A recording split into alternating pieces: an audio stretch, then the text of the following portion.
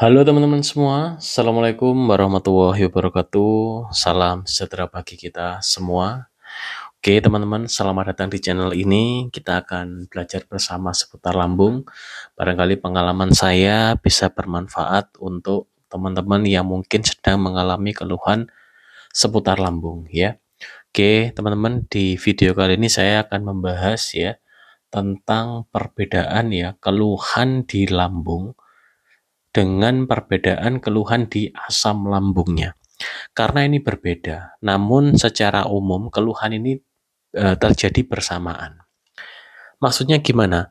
Ketika kita mengalami luka lambung, umumnya asam lambung kita juga bermasalah. Jadi ketika kita mengalami gastritis ya, ada peradangan di dalam lambung kita, umumnya pH dari asam lambung kita juga mengalami perubahan. Karena kalau menurut saya itu adalah kondisi dari adaptasi. Jadi ketika ada luka nih, harusnya pH asam lambungnya ini di pH 1 sampai 3. Karena tubuh ini mempunyai sifat otomatis ya yang sudah ada sistematisnya. Ketika di situ ada luka lambung, otomatis asam lambung ini, wah di situ ada luka. Otomatis saya harus berusaha ini membuat asam lambung saya ini biar tidak terlalu asam, semisal seperti itu, agar tidak mengenai yang luka itu. Nah, itu bisa saja terjadi. Jadi yang saya lihat ya pengalaman dari beberapa teman-teman itu ya, ketika mengalami gastritis umumnya GERD juga terjadi. Jadi ketika mengalami perut perih, kemudian juga terjadi kembung, kemudian juga terjadi dada panas. Sehingga teman-teman biasanya bilangnya itu, "Kak, solusi ya, saya perut panas sampai ke dada." Jadi yang dirasakan itu perut panas sampai ke dada, padahal itu dua kondisi yang berbeda. Perut panas ada peradangan, panas di dada, itu peradangannya itu asam lambungnya ini reflux sehingga membuat di esofagus ya, pipa makanan kita ini mengalami peradangan juga yang dirasakan panas itu. Nah, jadi penanganannya juga harus satu-satu teman-teman. Jadi kalau ada luka lambung harus nomor satu luka lambungnya yang disembuhkan dahulu. Oke teman-teman, jadi perbedaannya gini, kalau teman-teman ada luka lambung, nanti keluhannya itu di perut. Perut itu mulai ulu hati ke bawah ya, sampai ke area pusar lah, seperti itu keluhannya kalau ada luka lambung. Entah itu perutnya perih, entah itu perutnya panas, entah di ulu hati yang perih, entah nyeri banget. Jadi keluhannya di sini teman-teman, di sini ya, di sini ya, di bawah dada, di situ keluhannya. Namun eh, di garis bawahi ya, keluhannya itu seperti ada sesuatu yang terluka. Namanya kan luka lambung. Jadi lukanya itu seperti sariawan. Tahu ya, pernah sariawan ya. Jadi bintil merah gitu loh. Jadi oleh karena itu kalau lukanya belum begitu dalam itu biasanya rasanya panas. Kalau agak dalam dia mungkin perih ya. Kalau udah dalam banget dia nyeri. Jadi lebih di atasnya perih gitu ya. Nah, teman-teman, kemudian bedanya apa kalau yang bermasalah asam lambungnya? Kalau yang bermasalah asam lambungnya akibat terjadi perubahan pH ya. Karena pH asam lambung kita ini idealnya harusnya di 1 sampai 3. Ketika mengalami perubahan pH, maka yang terjadi asam lambung itu tidak akan diam di lambung, dia akan naik. Naiknya kemana? Otomatis ke area esofagus kita, ke tenggorokan kita. Pada beberapa kasus ya, yang saya alami dulu ya, pH asam lambung saya ini tidak ideal ya, sehingga terjadi GERD ya, katupnya terbuka, itu saya sesak banget. Nah, sesaknya itu dia menekan ke area diafragma, jadi ngos-ngosan gitu teman-teman. Namun saya dulu puji syukur ya, saya tidak sampai dada panas, jadi cairan asam lambung tidak sampai reflux ke sini ya. Jadi pada beberapa orang itu berbeda-beda. Namun secara umum GERD itu adalah terjadi ini, katup ini terbuka, katup LES di sini ya, di area dada, katup LES terbuka kemudian naik. Nah, kalau keluhan asam lambung itu yang terjadi di sini teman-teman, di dada sini. Biasanya itu tadi sesak nafas atau dada panas ya, atau bisa jadi ini pita suara itu bisa terluka juga ya, sehingga untuk ngomong itu sulit, kemudian bisa juga untuk nelen sulit, bisa juga batuk-batuk ya, bisa juga mulut asam. Nah, Yang saya sebutkan tadi itu beberapa pengalaman dari teman-teman dan dari saya ya, mengalami seperti itu GERD namanya. Nah, ketika teman-teman mengalami luka lambung dan GERD secara bersamaan ya, di perut panas, perih, di dada juga sesek gitu ya. Nah, itu yang harus ditangani adalah luka lambungnya dulu. Tidak bisa kita untuk menangani pH asam lambung kalau luka lambungnya belum sembuh dulu ya. Jadi luka lambung harus disembuhkan karena eh, mukosa ya, di dalam lambung itu ada lapisan namanya mukosa. Dia itu yang mengelindungi ya lambung ini dari asam lambung. Jadi lambung kan gini ya, tempat makanan. Di dalamnya itu ada mukosa, teman-teman. Dia ini melindungi ya lambung ini biar asam lambungnya ini tidak tembus istilahnya seperti itu. Itu memang sudah diciptakan seperti itu ya oleh Tuhan ya. Jadi kita hanya belajar mekanisme saja, mekanisme yang sudah secara alami dan istilahnya kalau ada keluhan kita mempelajari gimana cara penanganannya. Jadi sesimpel itu sebenarnya. Nah, memang ketika kita mendalami pengetahuan tentang sistematis tubuh kita, itu memang adalah pengetahuan yang umum dipelajari oleh dokter, teman-teman. Namun belajar itu luas ya dan belajar itu tidak ada batasannya. Saya ya bukan dokter, bukan ahli medis, karena saya juga mengalami GERD yang disertai dengan kecemasan atau anxiety dan lemas, sesak banget ya. Dan saya ingin meneliti yang saya alami ini gimana cara penyembuhannya. Dan alhamdulillah puji syukur saya sudah pulih. Namun eh, sangat panjang untuk perjalanannya sembuh. Eh, Terkadang juga masih ada kendala, maksudnya itu dalam menjaga pola makan kurang bagus juga sehingga terkadang itu masih terjadi beberapa keluhan. Namun keluhannya bukan keluhan berat, keluhannya adalah di seputar apa ya istilahnya di seputar seperti peradangan dalam tubuh lah seperti itu. Nah teman-teman itu ya teman-teman pahami betul ya. Jadi kalau ingin menangani sendiri di rumah keluhan seputar lambung, pahami betul yang bermasalah di diri saya ini adalah luka lambung atau pH asam lambungnya.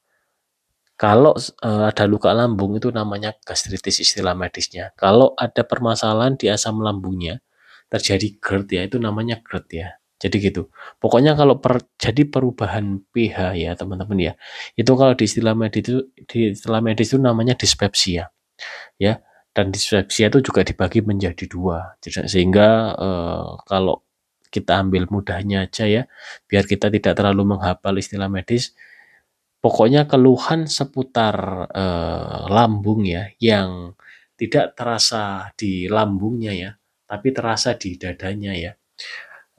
Di lambung bisa juga sih terasa seperti misal mual, kembung ya, itu yang bermasalah asam lambungnya ya. Namun kalau sudah keluhannya di dada itu namanya GERD gitu ya. Jadi kalau di area perut ini ada luka, itu rasanya seperti panas, nyeri, perih ya. Namun kalau hanya seperti kembung, mual, nah itu yang bermasalah adalah asam lambungnya. Kok bisa seperti itu? Iya. pH asam lambung kita ini sebenarnya minta ideal ya. Ketika ideal 1 sampai 3, enzim pencernaannya aktif sehingga tidak mungkin lah terjadi mual, kembung tidak mungkin. Nah, kenapa itu bisa terjadi? Terkadang pola pikir kita terlalu stres, itu merubah keasaman lambung kita ya. Jadi teman-teman mungkin bisa mengamati di beberapa kejadian ya di keluarganya atau di saudara atau teman-teman atau bahkan mengalami sendiri ketika saya berpikir terlalu kencang ya. Maksudnya pikiran itu yang pikiran stres itu pikiran yang melampaui batas. Istilahnya apa? Belum terjadi sudah dipikirkan ya. Kemudian yang sudah terjadi tetap dipikirkan itu biasanya stres. Namun kalau pemikiran yang fokus di saat ini ya, semisal kita mengerjakan suatu laporan ya yang sifatnya hari ini misalnya perhitungan ya, sesuatu perhitungan laporan keuangan atau apa itu umumnya masih aman kalau menurut saya. Jadi tingkat stresnya masih aman karena itu jangka sekarang. Namun kalau sudah berpikirnya itu ke jangka depan ya, waduh ini gimana nanti kalau gini, gimana nanti gitu, itu yang bikin stres berat. Jadi kalau pengalaman saya selama kita masih memikirkan yang saat ini ya, itu masih aman pikiran kita. Tapi kalau kita sudah ketakutan ke dalam jangka waktu, udah nggak usah jauh-jauh lah ya di 1 bulan atau tahun depan. di 1 hari aja itu udah bikin lumayan stres. Umpama kita udah berpikir, waduh besok gimana ya kalau kita enggak dapat uang, ini semisal wira swasta ya, waduh besok gimana ya kalau kita enggak dapat uang, gimana ya kalau nggak bisa makan, gimana ya gimana. Jadi udah bingung besok itu bikin stres. Apalagi udah terfikirkan gimana kalau jauh-jauh hari kita nggak bisa, itu malah stres. Lebih baik kita fokus di hari ini. Maksudnya itu hari ini laksanakan yang terbaik, kuncinya itu. Jadi kalau misal ya kita fokus untuk mengerjakan sesuatu, semisal bikin channel, konten, atau mengerjakan sebuah tugas atau perdagangan atau apa, laksanakan hari ini sebaik-baiknya. Itu kalau pengalaman saya barangkali bisa dijadikan referensi ya, biar untuk menghindari stres. Semisal punya hutang juga, kalau saran saya, hutang ini kalau bisa segera dilunasi kalau memang kita sudah tidak mampu atau tidak bisa mencari jalan keluar. Jadi bagaimana cara melunasinya ini yang harus kita pikirkan biar kita tidak terlalu stres gitu ya. Bisa menjual aset atau semisal pinjaman lunak kepada saudara. Jadi yang semisal tidak ditagih seperti di bank. Jadi itu bisa kita atasi gitu ya. Biar apa?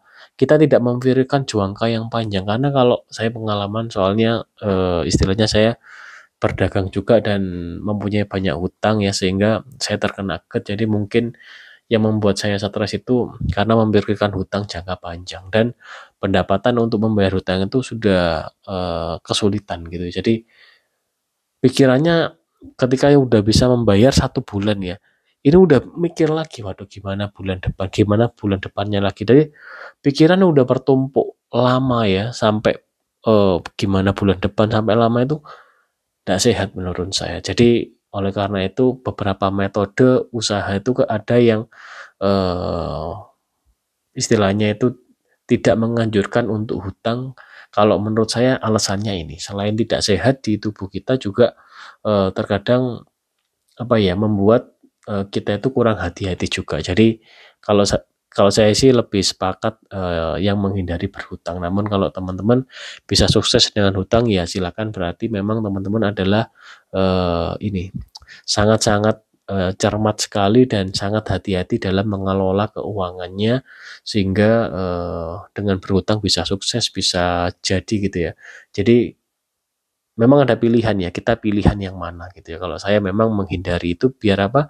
Pikiran ini teman-teman. Jadi ketika kita membahas seputar permasalahan lambung ya, kita harus menggunakan teknik holistik teman-teman. Holistik itu apa? Antara badan, jiwa ya, dan pikiran kita ini adalah sesuatu yang tidak terpisahkan. Badan kita perlu makanan ya atau nutrisi, pikiran kita juga harus kita kendalikan. Jangan sampai itu tadi pikiran yang berlebihan karena bisa menimbulkan stres dan jiwa. Jiwa kita ini istilahnya yang istilahnya yang memimpin semua ini gitu ya. Jadi yang memimpin makan apa yang bagus, terus memimpin pikiran, gimana pikiran ini biar bisa tenang gitu ya teman-teman. Jadi gunakanlah teknik holistik itu kalau menurut saya. Oke teman-teman, sekian video kali ini, mohon maaf agak panjang ya, lebih dari 10 menit. Biasanya saya videonya pendek di bawah 10 menit ya. Oke teman-teman, terima kasih sudah menyimak video ini sampai habis, dan mohon maaf apabila ada salah kata. Silakan bisa komen. Intinya di channel ini kita belajar bersama seputar lambung, barangkali pengalaman saya dan pengalaman teman-teman bisa bermanfaat untuk kita semua. Oke teman-teman, sekian dari saya. Wassalamualaikum warahmatullahi wabarakatuh. Salam sejahtera bagi kita semua.